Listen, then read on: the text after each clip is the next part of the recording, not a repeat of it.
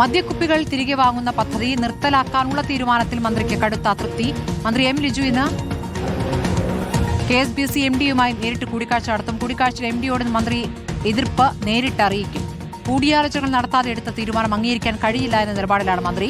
ഓണത്തിന് ശേഷം തദ്ദേശ സ്ഥാപനങ്ങൾ വഴി കുപ്പികൾ ശേഖരിക്കാൻ ക്രമീകരണം ഒരുക്കാനാണ് തീരുമാനം. ഗോപാൽ ശീലാസനിൽ വിവരങ്ങളുമായി. ഗോപാൽ, ഇത് താൽക്കാലികമായിട്ടുള്ള ഒരു നടപടിയാണ്. ഓണത്തിന് ശേഷം കുപ്പികൾ സ്വീകരിക്കും എന്ന് തന്നെയാണോ മന്ത്രി പറയുന്നത്? ഇതെങ്ങനെയാണ് അങ്ങനെ ഒരു തീരുമാനം മന്ത്രിയോട് ആലോചിക്കാതെ പ്രഖ്യാപിക്കപ്പെട്ടത്?